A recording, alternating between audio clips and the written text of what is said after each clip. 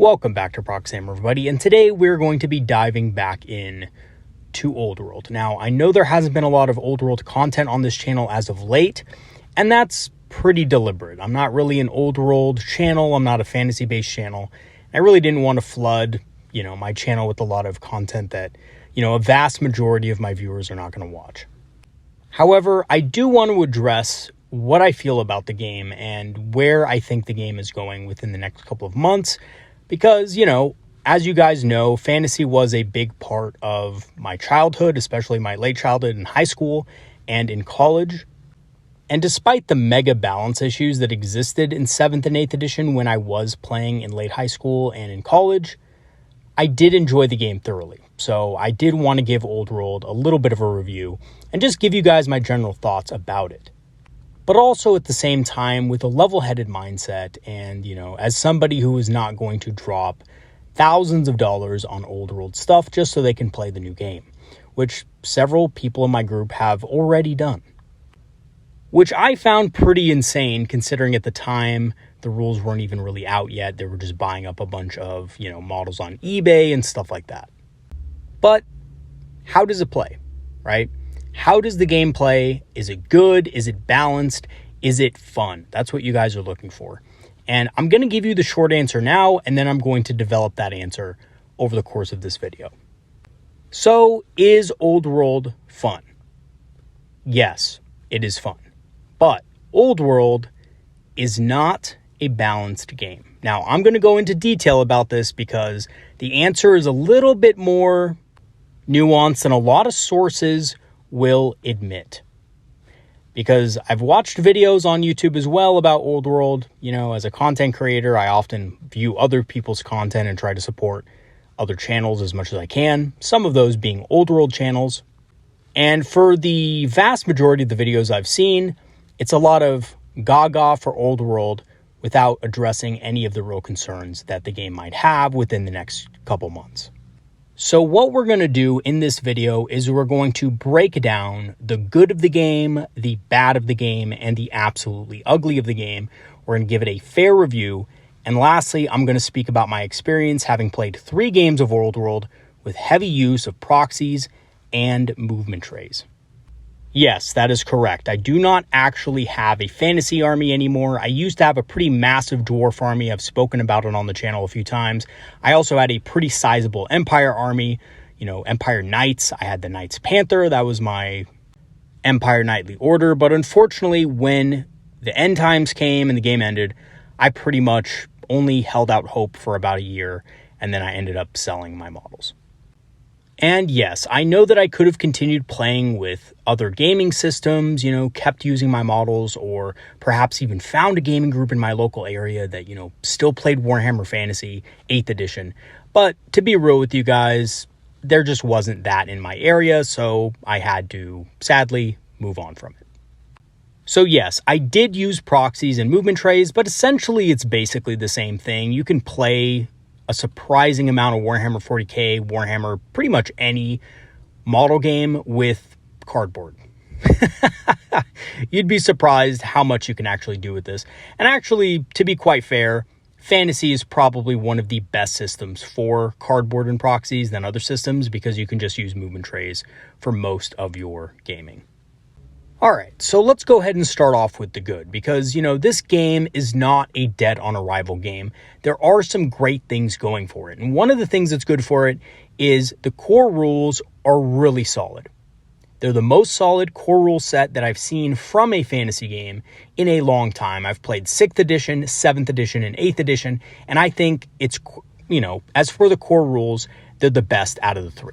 The combat works well and is balanced at the core rules level. Now, keep that in mind for later because I will talk about how some things are not balanced in combat. But, again, that has nothing to do with the core rules. The core rules are pretty solid.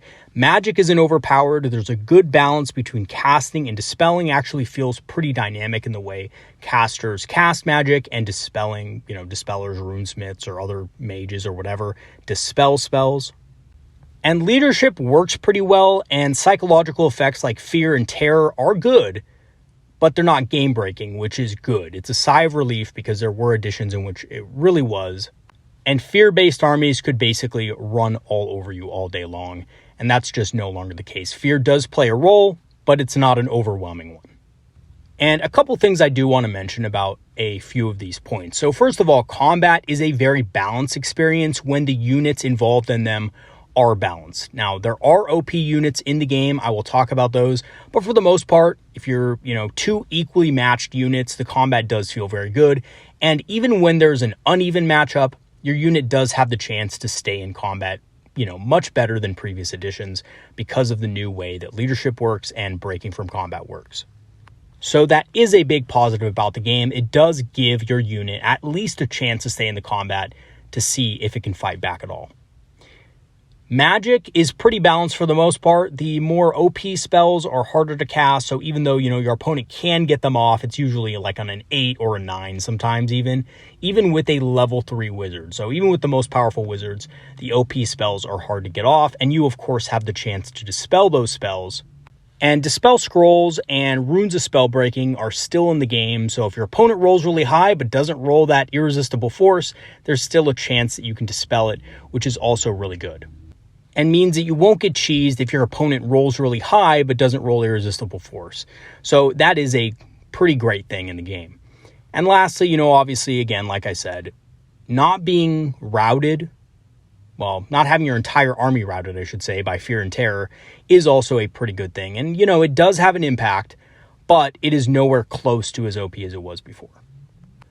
Okay, so let's now talk about the bad, because there are quite a few things in the game that I think are generally unhealthy for balance, and it starts with army composition. So army composition in the past, this is a classic Warhammer Fantasy thing, but unfortunately, just like in the past, army composition can sometimes be cheesed, especially among the power gamers of, Warhammer Fantasy or now Old World.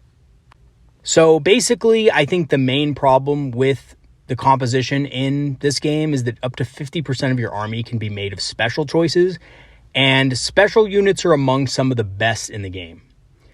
An example that I'm going to tell you about later in this video is the gyrocopter from the Dwarfs. And yes, I think the Dwarfs are probably one of the worst defenders of, power level currently in the game, if you build them a certain way. And I think the same goes for armies like High Elves as well. And once again, I'll go into my experiences of that game later in this video, because I did actually have a game against High Elves, and I'll kind of explain why I actually think that as well. So, yes, army composition I think is a little bit suspect, especially for some armies. I think, taking a bunch of gyrocopters is a little bit OP, and I think taking a bunch of things like Phoenix Guard and other types of units like that can be a little bit oppressive. Also, I think one of the bad things that I didn't really talk about, I was going to make this huge video on it, but I decided not to because it was just a bunch of negative stuff, and I really didn't want to do that and just have a whole negative video. So here's my take on the Bretonnian and Tomb Kings starter sets. I think that for the most part, rules-wise, they're fine. I think there's obviously way too many missile units in those armies. I think Bretonnian peasants and especially, skeleton bowmen aren't the greatest units, and they don't have a lot of value in the army, and there's just way too many of them. But that's on the balance level. On the value level, I really don't think they're the greatest value because you get a lot of old models. A lot of these models are really old.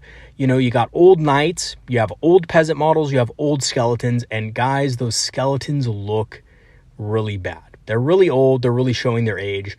They haven't been updated at all. A lot of the Tomb King pre-order stuff does look better, but again, these are older sculpts as well. The Tomb Guard look good because they were the, latest box set at the end of 8th edition, so they still look great. But, again, these are older models.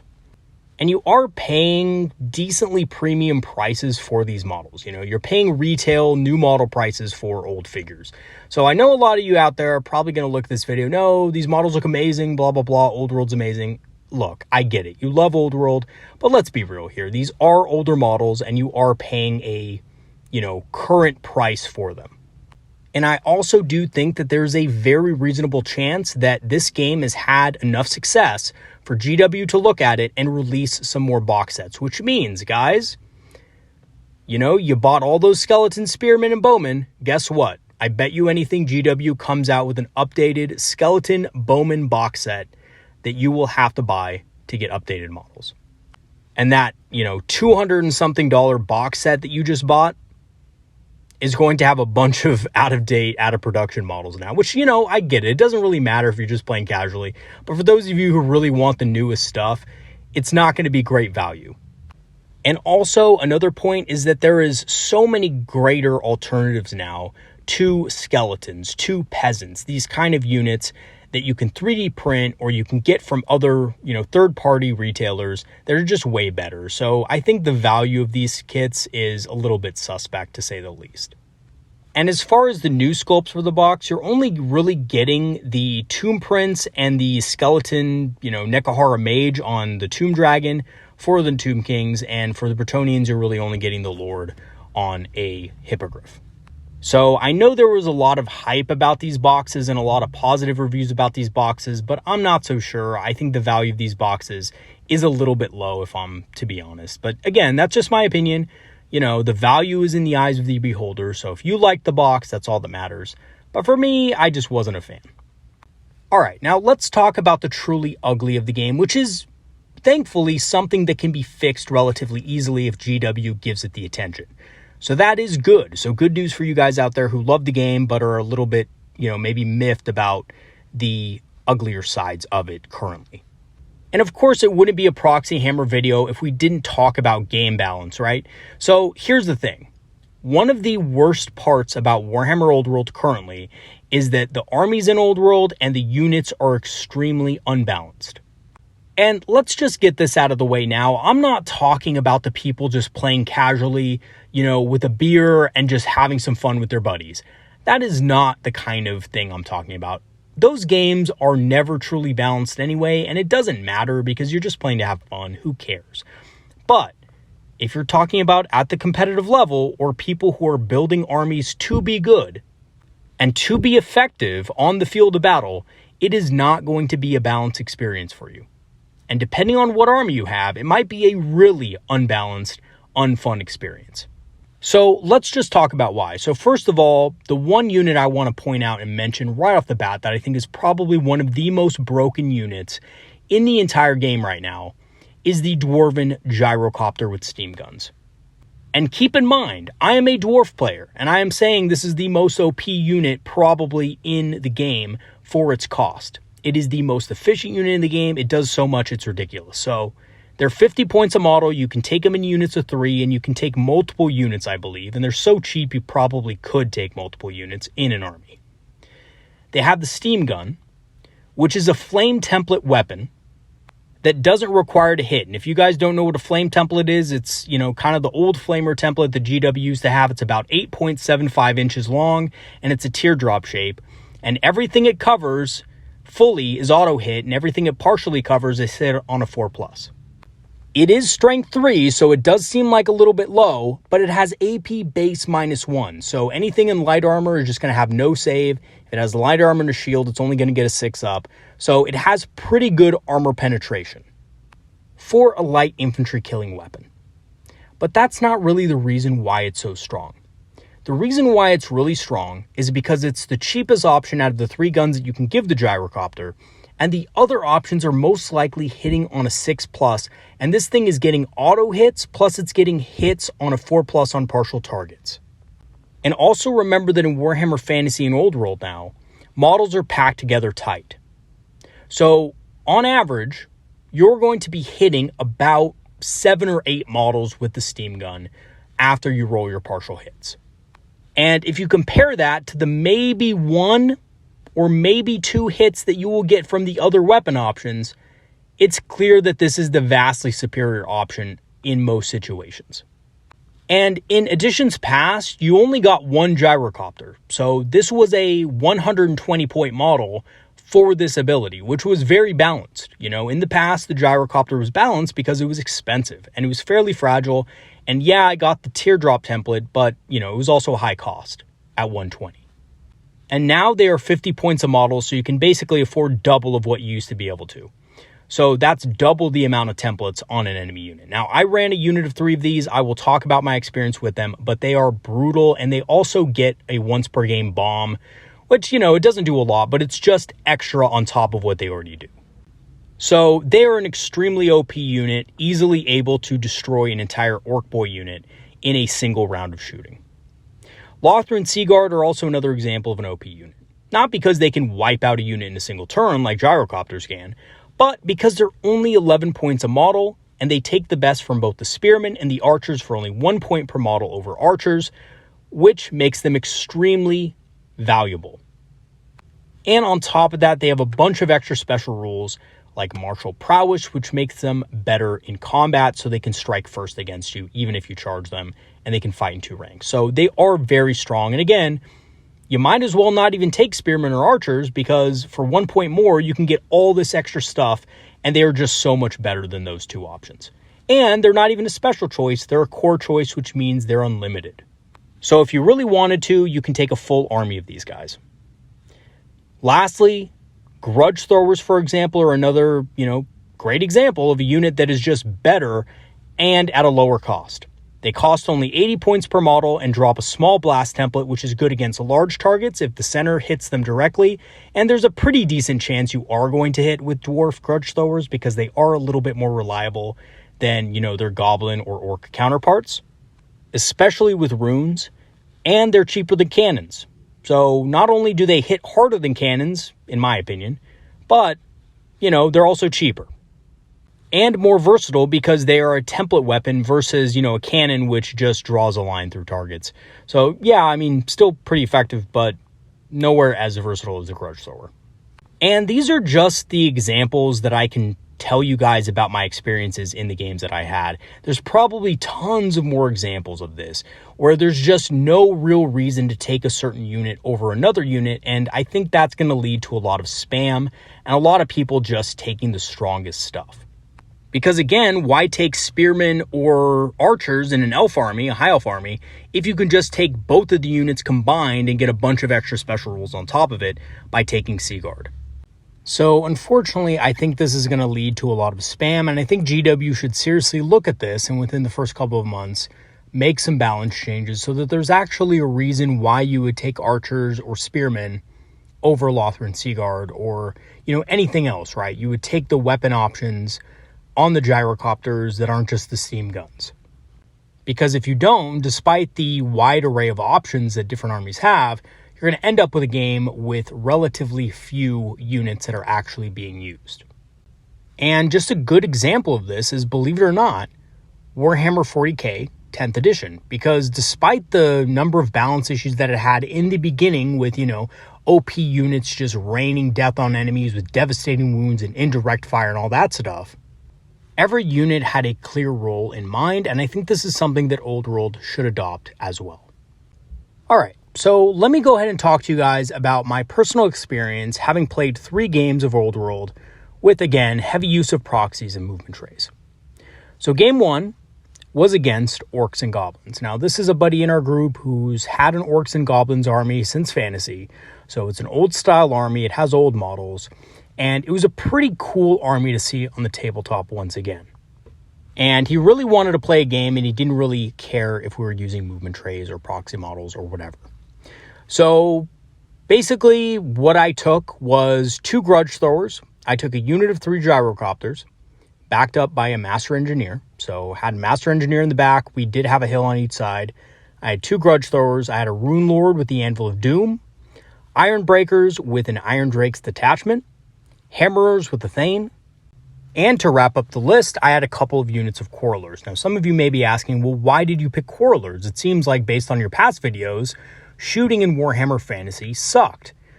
And yes, it did suck in the past, and it still sucks now. The core rules on rank and file shooting are horrible. But quarrelers only cost 1 additional point over warriors. Yes, you heard me correctly. They cost 9 points, warriors cost 8 points. And they have the exact same stat line, and believe it or not, because dwarven weapons are so-called dwarven crafted, they have the special rule, they get basically no negative modifiers to stand and shoot.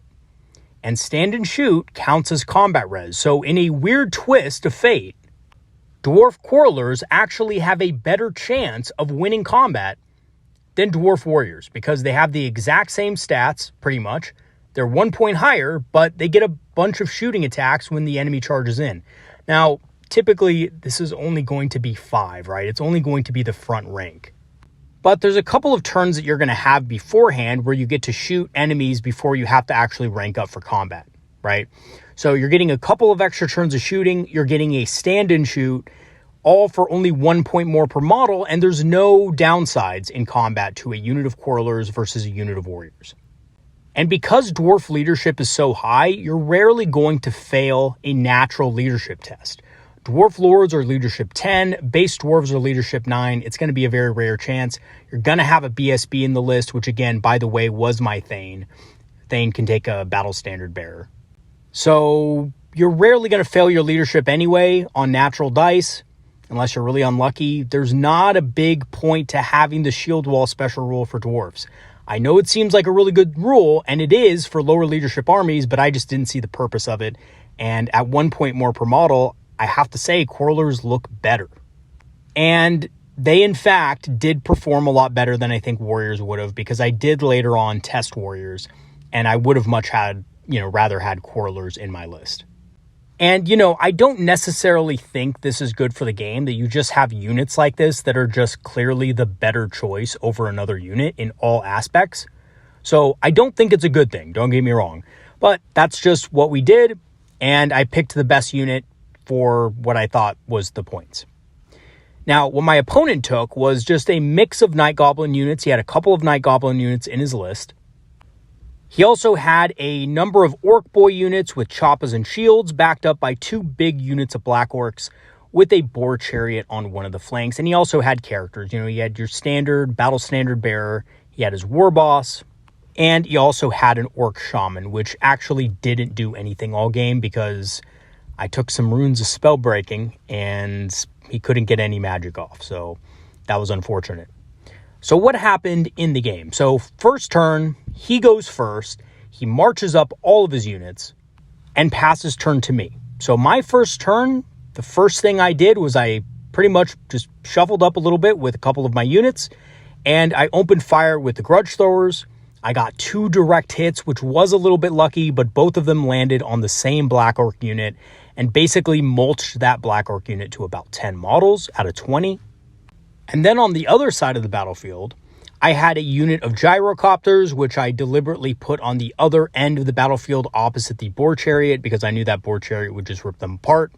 And they moved forward and they just unloaded on some goblins. Now, these goblins did have fanatics in them, but only one of them actually made it far enough to hit the unit of gyros, and it just didn't do enough damage to kill one. So, good try, but the fanatics unfortunately didn't do much in this particular scenario. So it was a little bit of unfortunate bad luck for my orc opponent. However, the steam guns then opened fire on the Night Goblins and absolutely roasted them. I was hitting more than normal, more than the normal amount of goblins because they're kind of on smaller bases. At least the ones that he had, because he didn't have them rebased or anything. So, maybe I would have hit a little bit less if they're on bigger bases, but, I think I ended up hitting about 26 of them in total, all after the partials had been rolled and stuff like that. It was at -1 armor. Night Goblins have no armor. They just have shields. So absolutely, completely obliterated. Out of 20 of them, I think I killed 15 of them. So he had only 1 rank left. And then, of course, I shot my quarrelers at different things, Black Orcs, regular Orc Boys. They did a little bit of damage. I think I did like 1 wound or something like that to the Orc Boar Chariot, and that's about it. So his turn came along, and he did his command phase stuff, and then he declared a charge into the gyrocopter, and he declared a charge into the quarrelers that were on one of the flanks with his Boar Chariot. Now, unfortunately for him, he didn't make the boar charge. I did get a stand and shoot against him, but it was ineffective. And on the other side of the battlefield, the Night Goblins, just in desperation, charged the gyrocopters. They declared a shoot and flee, and they were able to kill the rest of the Night Goblins.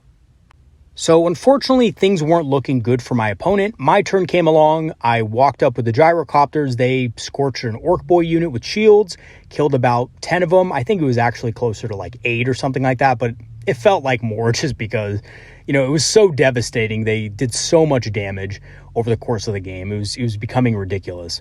And the grudge throwers killed about 5 more black orcs. One of them did hit again, but the other one scattered off into nothing. And the nail in the coffin for my opponent was when my Rune Lord cast Rune of Wrath and Ruin on the chariot, doing 2d6 strength 4 hits against it. I did pass my, check to make sure that it actually went off. It was a 9+, but it's a Rune Lord, so casts are easier for Rune Lords because they're level 3. And at that point, I rolled a 10 on the 2d6 and wiped out the chariot. And at this point, my opponent called it because basically my whole army was still alive. He had failed to kill anything, and several of his units were already very damaged. He couldn't really do anything against the gyrocopters. He realized that he just had no tools against them to really, oppose them. He didn't have any range units, didn't have any fast cav or anything like that to counter them. The boar chariot was dead, and he decided just to, re-rack. We decided to re-rack and play another game. So game 2, same opponent. I felt bad myself, honestly, because I had taken units that I thought were the best, and they clearly were because they were doing very well in the game, and he just wasn't having fun. I didn't want to have that as his experience, so I took some, crappier units. I took organ guns, which are awful. They're awful, guys. I think they cost more points than the grudge thrower, and they do worse. I've never seen something perform so badly for the point cost. And I have to say also, I used to love the organ gun, and now it's just absolute garbage. So basically, I did swap out the grudge throwers for an organ gun. I swapped out a couple of other things, and I took a flame cannon instead. So instead of the 2 grudge throwers, I took a little bit more expensive artillery. I swapped out the gyrocopters for a gyro bomber, and I think the gyro bomber was a much more fun pick and a much less competitive pick, but fun. And that's really what I wanted to do. And that's basically it. I think, just really I switched out the artillery and the things that were really hurting my opponent the most. And essentially in the first couple of turns, instead of just absolutely wiping my opponent, the flame cannon did kill some orcs. The organ gun only killed, I think, 2 black orcs in 2 rounds of combat, needing 5+ and then 6+ to hit 2 turns in a row. So the organ gun is really unreliable, not a very good piece of, technology.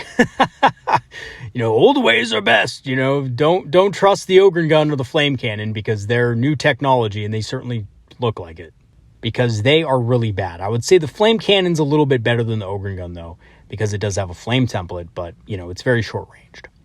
So what ended up happening is our 2 armies met in close combat, and we actually had a really fun experience. The black orcs are nasty in close combat. They do a lot of damage. Hammers do a lot of damage in combat. I think one of his orc war bosses got into combat, and we fought a duel between my Thane and his orc war boss, and his orc war boss took his head. And then, obviously because they're hammers, they stood, proud and, just kept fighting regardless, and ended up beating back the orcs, which was insane. I didn't even think it was going to happen myself, but he rolled really bad one round, and I actually ended up pushing him back. So it was a really back and forth, fun melee combat kind of battle. The gyro bomber moved over a unit of black orcs and just dropped its bombs, and I actually rolled a 6 on the chart, so it was like a bombs away situation, I think it's what it's called. So 2 bombs flew off, 2 small, 3-inch blast templates, and just wiped out like 8 black orcs. And it was pretty epic. In the end, it was a close game, but it was an orc victory because, black orcs just hit super hard once they get into combat. If you don't have significant amounts of shooting to be able to bring them down, or, they don't get into combat against the right units, they can really trash you in close combat. And, the hammers and the ironbreakers did well, but for the most part, he did play a good game. He did play a smart game. He ignored those units for the most part, outmaneuvered them. Even though they're kind of in the center of the battlefield, unfortunately, he just fought around them. And that was it for the dwarves. It was a close victory because he wasn't able to kill the hammers or the ironbreakers, but he basically killed everything else. And the artillery, the organ gun was destroyed by the chariot because I had to basically park it in the front of the battlefield so that it actually could fire and stuff. So yeah, but fun game. It was a fun experience anyway, despite the loss. So now my third game wasn't one that I had planned, but there was somebody that was watching us play and asked if one of us wanted a game after. I said that I would be able to, but only if he was comfortable playing against proxies and movement trays. He said he didn't care, so, he busted out his army. It was a high elf army, of course, my luck.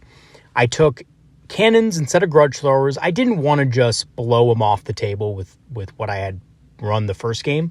But in hindsight, maybe I should have. Now, in addition to the cannons, I did take a gyro bomber and a bolt thrower instead of the gyrocopters. I did take the same infantry as in game one, but I did swap the quarrelers for regular warriors with shields because, I just wanted to try them out a little bit. Now, my opponent, on the other hand, took 4 units of 15 Lothric Seaguard. So Lothran Seaguard, whatever. He had 2 bolt throwers in his list, so he had the repeater bolt throwers.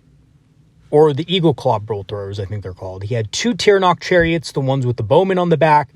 And he had a 20 elf unit of Phoenix Guard. He had a mage, he had a frost phoenix, he also had a prince, and he had 8 silver helms in his army. And basically, here were the results. It was a very quick game, and the victory went to my opponent. I got absolutely manhandled. Now, I played the game to the end. I don't really quit games early. I don't really believe in that, but we played the game to the end to see how it would go. I was effectively destroyed, though, in a couple of turns. The Seaguard, essentially on turn 1, he got first turn, walked forward, and wrecked the gyro bomber. Just absolutely wrecked it. So he had 2 units of Lothran Seaguard shoot at it. The units were, 15, but he had them, spread out so they could all basically fire. And I don't know whether he just rolled lucky or whether the bows, they have something special to them. But I think they needed 6s to wound, and the amount of 6s he rolled was pretty insane. And my gyro bomber was forced to take, I think, 9 armor saves, which it failed 4 of them and died. So the gyro bomber was destroyed. The bolt throwers took out one of my cannons turn 1, which was also very surprising to me because, the master engineer can basically give one of them hardcover, but not the other. So he chose the one that wasn't in hardcover and killed that one. So, he was hitting on 4s and he was able to get lucky, hit them both. And then, of course, he wounded one of them, and it was enough to take out the cannon with 3 wounds. So one of the bolt throwers went through, killed the cannon, and the chariots moved to the flanks. He had 1 on each side, and they were just kind of flanking my army. Now, here's the problem. During my first turn, I did kill one of the bolt throwers with a cannon, so I fired back and actually killed one, which was surprising. And one of the chariots, I was also able to destroy with a bolt thrower and my, essentially, Rune Lord, right, with the Anvil of Doom, which, by the way, that Rune of Wrath and Rune is insane. It's 2d6 strength 4, and it has some AP on it, too, so it's pretty insane. So if you're a dwarf player out there and you're looking, what's the best lord to pick? It's definitely the Rune Lord, for sure. However, even after I killed those couple of things, the Seaguard themselves were really hard to catch. And once I did charge in, they struck before me, fighting in 2 ranks. So the problem is that I was taking bow fire for 3 turns as I marched my combat units up because he had effectively neutered most of my shooting. My 2 cannons were pretty much offline. By the way, in the next turn, he managed to kill the other one by moving up the Lothric Seaguard right outside of the charge range of my hammers and then just firing into the cannon on the hill. Destroyed it, got those 6s, wrecked it. He also had a bolt thrower shoot at it. It missed, fortunately, but, the Lothric Seaguard definitely killed it. And then, basically it was just me just chasing after his Lothric Seaguard, but I did finally manage to catch one of them with the hammers, but unfortunately, even with a charge, the hammers were striking last against them. I don't know what they have. They have some sort of thing where they have initiative 6 when you charge them. I don't know if we played it right or whatever. They have some martial prowess or something like that. And I was striking at, basically, I think it was initiative 5 at the time. because it was kind of a short charge. And, I have to say, the Lothric Seaguard hit pretty hard, even in combat. Fighting in 2 ranks. He did, I think, have the Prince in that unit as well. And, the Hammerers didn't lose combat by any means, but they weren't good enough to actually break him and force him back and run him down. Which meant, of course, that the rest of his army could kind of just continue to pepper my units to death. And yeah, I just couldn't catch them. Basically, turn 5 rolled around and most of my units were destroyed. And by the way, those Silver Helms hit pretty damn hard, because he did hit me with a unit of Silver Helms against a unit of warriors I thought they could hold. Unfortunately, I failed my morale test, and because I was being impetuous with the Thane and the Hammers, they were just barely out of banner range. So I couldn't get that reroll. I failed my leadership on natural dice, and they did run down my unit of warriors, and that gave his Silver Helms just access to my backlines, and the rest of the artillery was cleaned up quite quickly by the Silver Helms. And yeah, that was basically it. The end of the game ended with my Iron Breakers and Hammers doing almost nothing. Again, the Hammers probably did the most, being in combat with the Seaguard, but they weren't able to kill them just because they didn't really get a lot of attacks back, because the Seaguard were attacking first. And the warrior unit got run down. The other warrior unit was trying to chase down a chariot, which just kept running away from them. And it was a little bit annoying, but, I have to say, it was a strong list. I think it could have been stronger, obviously, if he had chosen some different units. I think the Eagle Claws, they were good, but he was also rolling hot, so maybe, switch those out for something. But yeah, High Elf Lothric Seaguard are insanely good value. And it really made me wish that I had brought some Quarrelers or some more competitive units in my own army, because I do think, again, Gyrocopters are probably that anti-elf, anti-light armor bane that just absolutely wrecks anything in light armor, and, also does some good damage against units in heavy armor too. All right, so in conclusion, I think overall the game has a great set of core rules, but a few of the units need to be toned down. Why on earth, for example, are Seaguard only 1 point more than archers, right? Why are steam guns so strong for only 50 points? And are grudge throwers really only 80 points, while organ guns are 120, and grudge throwers are better at anti-large and better at anti-infantry for 50% less of the cost?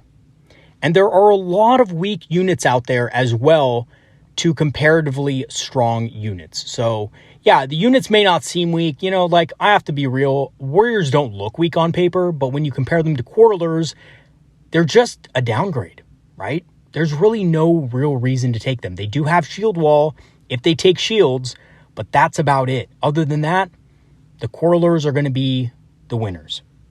And again, same thing with the Lothran Seaguard for the High Elves, right? So I think GW does really need to go back and balance a lot of the units out against each other, not only against each other, from army to army, but also within, right? Because there needs to be more internal balance within the army books so that it can be an enjoyable experience for everybody involved.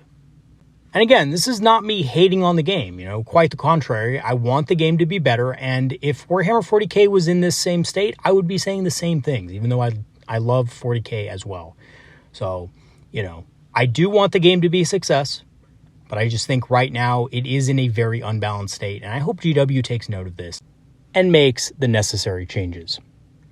All right, everybody, that is going to be it for today's video. Thanks for watching. I know some of you out there really don't care about Old World, and I totally understand. This is mostly a 40k channel, but, did want to cover it, did want to give you my thoughts on it really quick, and, let you guys know, is it actually worth playing? And if you're a more competitive player who's looking at the competitive side of it, I'd say probably not, because it is in a kind of unpolished, unbalanced state at the moment. But if you're just looking for a good time, a fun, casual time, then it is a great game. You just might run into a couple of, not so balanced situations, especially if you're going up against or playing as dwarfs and you're bringing the steam guns on the gyrocopters. All right, everybody, that's going to be it for today's video. Once again, thank you to all my patrons and supporters who have supported me over the last year and helped the channel grow. You're honestly a really big part of this channel, and you guys continue to have my eternal thanks for that support. If you do want to join the channel's Patreon and help support the channel, I have free trials activated, which will grant you permanent access to our Discord community, which is a community of Eldar players and enthusiasts who love talking about strategy, tactics, and of course, hobbying. I will leave the link for that in the description. I'm also an Amazon affiliate and have a channel store page, so if you do want to check out the channel store page for some Eldar-inspired apparel to rep your local game store, you can check that out in the description below. And if you want to look at some discounted Eldar miniatures on Amazon, I will also leave the link to that in the description. All right, everybody, that is going to be it for today. Peace out and see you guys next time. Have some great games this week, everybody. See you later.